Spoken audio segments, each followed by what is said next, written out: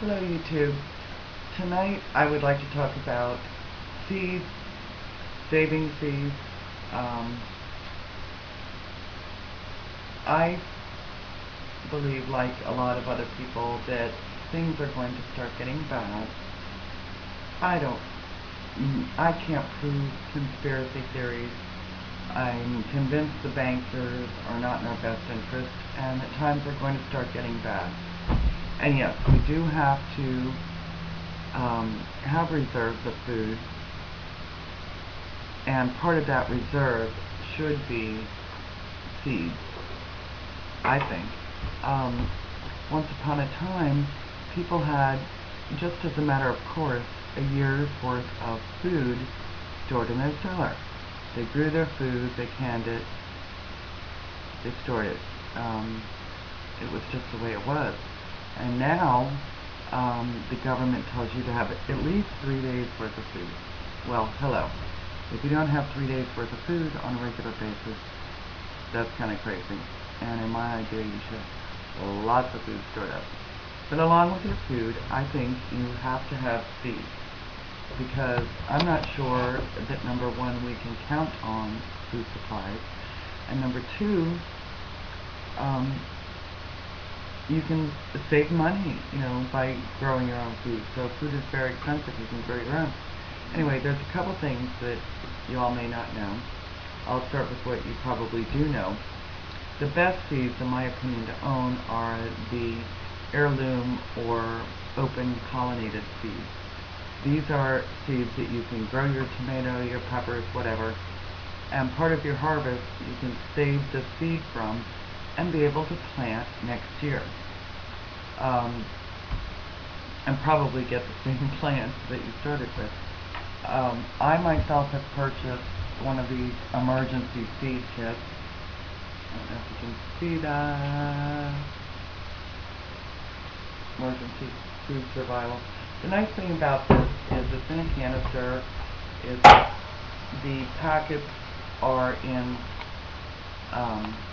foil, so I think they maybe keep a little bit longer, and it's a nice and quick, if you had to, grab it and take it with you. The seeds in here grow an acre's worth of food. That's a big garden. And all of the seeds are all of the plants you can save the seeds from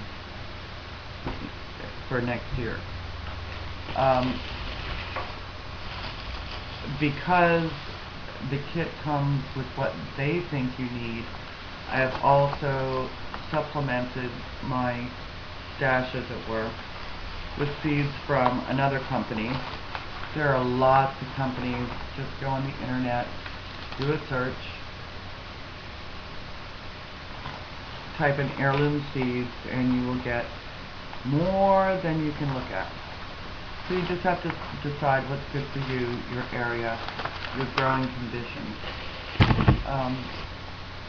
A website that I came across that I think is very good is called Seed Savers Exchange, and they sell heirloom seeds. They're a non-profit. They have a lot of great links, and one of the links I went to had saving seeds for beginners. It talks about cross-pollination, how much distance you need between plants, blah blah blah blah blah. Anyway, there's tons of information on the website. But I wanted to also talk about how easy, in my opinion, it is to save seeds. One of the things I do is I will dry my seeds on coffee filters, because I don't know if I can get a picture of this. I don't have a fancy schmancy camera. I'll try to bring this camera down. What I do is I dry the seeds on the coffee filter, and once they're dry, I fold it up,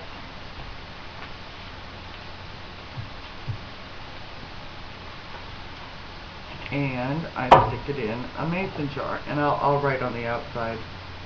This one I didn't do it, but I write on the outside what it is. I put it in the jar, You just kind of stuff it in there. And then I saved these little, if I can get on the camera, these little keep dry things. This one came in medication, but sometimes they come in snacks and different things that you can get. So I stick that in after they're dried, and I put the little lid on, and now I've got my seeds. Now another thing, before I go on to another thing, another way I store seeds is in gourds.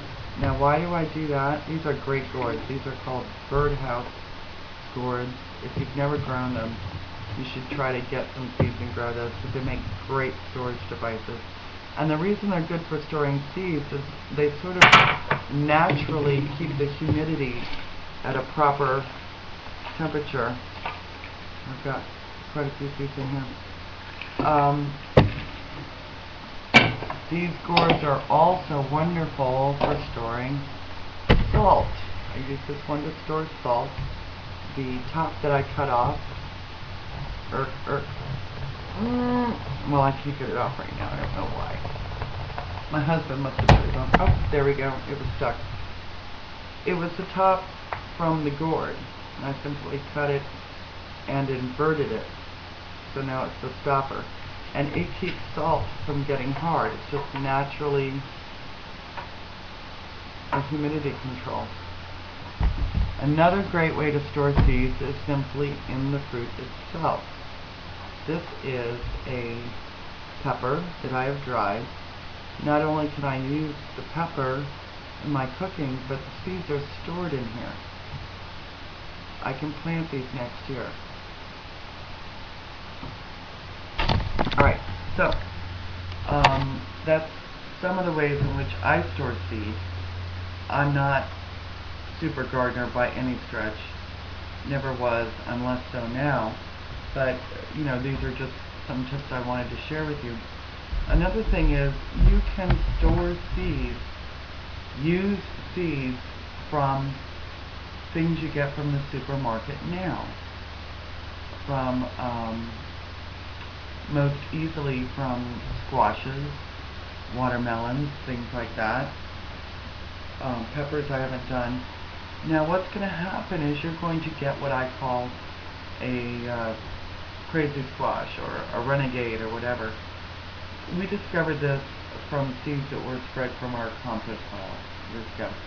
And what would happen is some little critter would take a seed and it would land somewhere and it would grow, and we would get these crazy wild squashes that we'd never seen before in our lives. Now what happens is you buy something from the store, it's a hybrid. The seed is going to revert to one of the two parents that the hybrid was made from.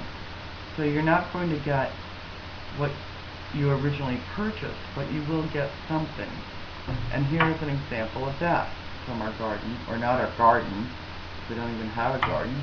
This just grew on our property because some little critter or kid or somebody took a seed and it landed and it grew to a plant that was probably about 14 feet, you know, like a pumpkin plant. And this one's a little smaller than the first one. We only got 2 fruits from it. I think it's from a cantaloupe, because when we cut it open, it had that cantaloupe kind of smell.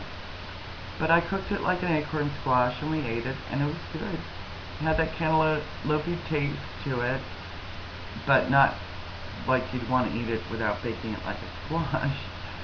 Yet it wasn't really a squash in that the fiber was not as dense. The point I'm trying to make is you can save those seeds and get something.